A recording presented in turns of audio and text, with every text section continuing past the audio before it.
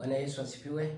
Napenda kuchukua nafasi hii kuweza kuomba uweze kuwa pamoja nami tuweze kuongea jambo kutokana na kichwa cha habari cha hapo juu. Kwanza kabisa nichukue nafasi hii kumpongeza Dr. Barnabas Mtokambali pamoja na Profesa Brown Mwakipesile kwa jinsi ambavyo Mungu amewatumia wao kama viongozi pamoja na kamati zao zote hadi kufikia mahali pa kutatua mgogoro ambao umedumu kwa muda wa takribani miaka 40 sasa. Labda nikupe historia kidogo ambayo nimeshawahi kuiandika wakati fulani. Ukienda kwenye Tukutane Betheli, angalia kwenye video zangu zinazohusu Pentecost. Kwanza kabisa, Pentecost kwa hapa Tanzania kuna sehemu mbili zilianzia. Kuna Kigoma maeneo ya Bigabiro, lakini kuna Igale kule Mbeya. Sasa mimi nitazungumzia sana habari za Igale kule Mbeya na ndiko kuliko tangulia. Kuna missionary mmoja alikuwa anaitwa Paul Derry. Paul Derry alitoka Marekani. Sasa wakati ule wa uamsho wa mwaka 1901 basi ndo ukaa kumezaliwa uamsho mkubwa sana. Wote niliuzungumzia huo. Baada ya wanafunzi wa Bethel Bible College kujazwa Roho Mtakatifu kwa mithili ya Matendo ya Mitume sura ya 2 kuanzia mstari wa 1 na kuendelea. Na ilitokea hivi katika hicho chuo kwamba mwalimu wao ambaye alijulikana kama Charles Pyram ambaye alikuwa anafundisha pale akawa anataka kusafiri, lakini kulikuwa na swali ambalo lilikuwa positive pale darasani. Swali lilikuwa ni hivi. Wanafunzi wakauliza, mbona tunaona zamani kwenye Biblia watu walikuwa kijazwa Roho, walikuwa wananena kwa lugha? Mbona leo hatuoni mambo hayo kutokea? Yule mwalimu akawaambia kwamba basi fanyeni research, nyinyi si wasomi, fanyeni utafiti muone kwa nini siku hizi haitokei. Sasa katika kipindi cha safari yake ile ya siku 3, wanafunzi wakawa nasoma, wanajaribu kutafuta maandiko. Sasa kulikuwa na mwanafunzi mmoja mwenye asili ya Kiafrika, yani Marekani mweusi ambaye alikuwa anaitwa Agnes. Katika hali ile ya kutafakari akajazwa Roho Mtakatifu. Alivyojazwa Roho Mtakatifu basi wengine wakiomba pamoja anajazwa Roho Mtakatifu, baadaye chuo kizima kikajazwa Roho Mtakatifu. Yule missionary aliporudi, yule mwalimu aliporudi, mkewe akamwambia huko chuoni kwako kuna madudu yametokea, utaenda kuyaona mwenyewe. Alipokuja yule mwalimu Charles Pyram akasema, ole wenu nione nisipojazwa mimi, mtakiona cha mtema kuni leo. Yeye akiwa katika hali ile, walipomnyoshia mikono na yeye alikajaa Roho Mtakatifu, akaanguka chini akaanza kunena kwa lugha. Kwa hiyo hiyo movement iliendelea. Baadaye akawa ametokea mwalimu ambaye alikuwa anaitwa Simon J. Moore ambaye alikuwa sasa ameanza rasmi darasa au kanisa, na watu wakawa wanajazwa Roho Mtakatifu na miujiza mingi ikawa inatendeka. Niishi hapo kwa ufupi, lakini sasa tuendelee. Baada ya hapo, baada ya miaka kuendelea, mwaka 1927 missionary mmoja aliyejulikana kama Paul Derry ambaye yeye alikuwa ni Assemblies of God ya Marekani, American Assemblies of God, aliona maono ya kwenda Tanganyika ambayo kwa sasa hivi ndio Tanzania bara, sijui Tanzania gani, anyway Tanganyika. Kwa hiyo alipowaeleza wale wa America wa Assemblies of God, walisema basi kama ni kwa watu weusi ungeweza kwenda kwenye visiwa vya West Indies huko. Kuna Barbados kule, kuna Jamaica kule, kuna Antigua, kuna Bahamas na visiwa vingine. Lakini akasisitiza kwamba Mungu ameniambia niende Tanganyika. Ndipo alipoanza safari yake na kuja Tanganyika. Sasa wakati huo kwanza wale walimkatalia kumpa sponsorship. Kwa hiyo akaenda upande wa pili akakutana na wa Holiness. Holiness wakakubali yale maono yake na wakaamua kumpa sponsorship. Kwa hiyo akasafiri akaja mpaka Igale kule Mbeya. Ndipo alipoanza kazi ya Mungu. Baada ya kuanza kazi ya Mungu pale, nguvu ya Mungu ilikuwa inatembea isivyo kawaida. Miongoni mwa wazee wa kwanza waliokuwa wameokoka kule ni pamoja na kina marehemu Kameta ambaye ndo babake Lawrence Kameta, kina mzee Mpayo, kuna kina mzee Mwamwenda na kadhalika. Na kanisa lilikuwa na nguvu sana. Nimefika pale mara kadhaa. Hata njia ambayo alikuwa anapita yule missionary kwenda kuchota maji mtoni kule, maana baada ya kufika pale alinunua ekari 600. Kwa hiyo alikuwa akienda kule mtoni, njia anayopita basi kitu kinachoonekana ni kwamba nguvu ilikuwa inatanda katika njia ile. Kwa hiyo mtu mwingine akipita anakula mweleka.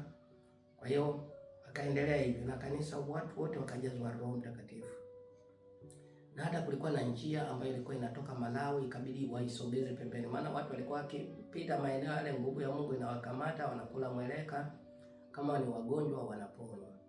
Kwa hiyo ndivyo ulivyoingia Upentekoste.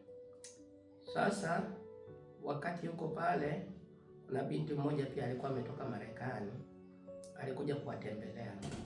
Maana kulikuwa na kanisa dogo ambalo lilikuwa na milango miwili. Mlango mmoja walitumia wa missionary na wazee wa kanisa, afu mlango wa pili walikuwa wanatumia wote, japo milango yote walikuwa wanaruhusiwa kutumia. Lakini baadaye wale walikuja kugundua kwamba wakipitia kwenye ule mlango wa wachungaji, kama tu alikuwa na mawazo mabaya basi anaanguka. Kama basi wakaamua kutokupita ule mlango, wakawa anapita ule mlango mwingine. Lakini kukatokea binti mmoja kutoka Marekani, kumbe alikuwa ameanguka dhambini huko. Sasa alikuja nafikiri alikuwa anangoja skendo hii ipoe kule afu ndo arudi. Alipokuja siku hiyo ameingia ibadani, Roho wa Mungu akawa amemjaza mama mmoja. Niliuliza, je, mama huyo alikuwa ni Mnyakyusa, Mndali au alikuwa kabila gani? Sijapata jibu. Lakini alikuwa hajui kusoma wala kuandika. Roho wa Mungu akamshukia, kwa hiyo akanena kwa lugha, baadaye akaanza kuongea Kiingereza fasaha. Wale wa missionary macho yao yakafunguka. Imekuwa kuaje? Akasema kwamba wewe binti uliyekuja umefanya dhambi huko mtaa fulani, nyumba namba fulani, na kwa sababu hiyo umemkosea Mungu. Wakamwambia basi kesho yake aondoke. Kwa hiyo binti aliweza kuondoka. Lakini kazi ya Mungu iliendelea, yule missionary akaendelea kuhubiri huko na kule. Sasa kwa sababu sio nia yangu kurudia historia hiyo yote, niendelee na jambo ambalo nimelizungumza. Katika kipindi hicho chote walikuwa wanaongoza wale wazungu, ndio walikuwa viongozi. Na muda ulipofika wa yule missionary Paul Derry kwenda kutembelea kule Marekani, ili akawatembelea hata sponsors wake, wafadhili wake na nini, akawa amerudi. Aliporudi akapeleka na picha jinsi ambavyo kazi ya Mungu inaendelea, akashuhudia jinsi walivyojazwa Roho Mtakatifu. Akaenda kule kwenye kanisa lake la American Assemblies of God kwanza, alafu baadaye akaenda kule Holiness kwa watu waliomsponsor. Sasa Assemblies of God ya Marekani walipogundua hilo, basi wakawa wameondoka nani, wakamwambia kwamba basi tunaomba urudi kwetu ili kazi ile tuweze kuisimamia. Akasema hii kazi walio ni sponsor ni wa Holiness. Kwa hiyo kukaingia kama mvutano kidogo kati ya Holiness na American Assemblies of God. Ukifuatilia kwenye kumbukumbu mbalimbali unaweza kukuta kwamba kulikuwa na kama mashauriano yaliyochukua miaka kadhaa. Ndio maana unaona kanisa lilianza mwaka 1927 la Holiness, lakini baadaye kukaa kimya. Baadaye ndio inaonekana tena Tanganyika Assemblies of God ikiwa imeanza baadaye, ni baada ya yale mashauri kufanyika. Sasa na yule missionary aliwaambia, nikiondoka mtu akija akiwaambia anataka abadilishe jina la dhehebu hili, msikubali hata mimi nikija. Sasa alipokuja akamwambia tunataka mbadilishe iwe American Assemblies of God. Sasa katika kitendo kama hicho wale wazee wakakataa, wakasema hapana, ulituambia.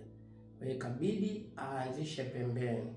Ukienda pale utakuta kuna kanisa nzuri wamejenga Tanzania Assemblies of God. Maana baada ya uhuru na kuendelea jina lilikuja kubadilishwa kutoka Tanganyika Assemblies of God na kuwa Tanzania Assemblies of God. The story goes on. Hadithi inaendelea. Baada ya miaka hiyo sasa, Kanisa, kumbuka nimesema waliokuwa wanaongoza walikuwa ni wazungu, na wakati wakawa wameanzisha chuo cha Biblia pale Itende Mbeya, chuo ambacho watu wengi walisoma kama kina Mzee Kulola alisoma pale, na wengine wengi kina Asumwise, Mzee Asumwise Mwaisabila alisoma pale, na wengine wazee wa zamani wengi walisoma kile chuo, na hali ikaendelea hivyo mpaka mwaka 1974. Kwa hiyo unaweza kuona ni miaka mingapi kwa ajili ya kujenga tu msingi wa uongozi. Ilichukua kutoka mwaka 27 mpaka mwaka 74. Tukichukulia 74 kutoa 27 hapa utatoa, itakuwa 14 toa 7 itabaki 7 hapa. Sasa huku itakuwa imebaki 6. Kwa hiyo 6 ukitoa hii 2 utakuta ni 4. Kwa hiyo ni miaka 46 walikuwa wanajenga msingi wa uongozi katika kanisa la Tanzania Assemblies of God. Mwaka 1974 ndio localization process ikaanza kuendelea, yaani kuwaachia wazawa, lakini hawakuachiwa kiholela. Ulifanyika utaratibu wa uchaguzi, sijui ilikuwa ni nani, lakini mimi ninachofahamu ni kwamba Askofu marehemu Dr. Emmanuel Lazaro alichaguliwa kuwa askofu mkuu, na makamu wake alichaguliwa kuwa marehemu Dr. Moses Kulola, ndio alikuwa makamu wake. Kwa hiyo toka mwaka 74 injili ilihubiriwa kweli. Mwaka 81 mimi nikaenda shuleni, ndipo nilipoanza kusikia habari za wokovu. Japo uamsho ule ulitingisha katika nchi hii, mpaka hata kwenye makanisa ambayo walikuwa waamini kwamba Roho Mtakatifu mtu anaweza kujazwa na kunena kwa lugha mpya yakawa yamevamiwa. Kwa hiyo mimi niliwahi kuona, tukawa tunafikiri wameshukiwa kipawa, tulikuwa tunapewa wameshukiwa kipawa cha Roho Mtakatifu. Kwa hiyo wakiimba, kumbuka alikuja kijijini kwetu akaimba, ni tabibu wa karibu, mapepo yakalipuka, watu wakaombewa wakafunguliwa. Lakini hao waliofanya hivyo hawakuwa wa Pentecost. Kwa hiyo hali ikaendelea namna hiyo katika muda huo wote.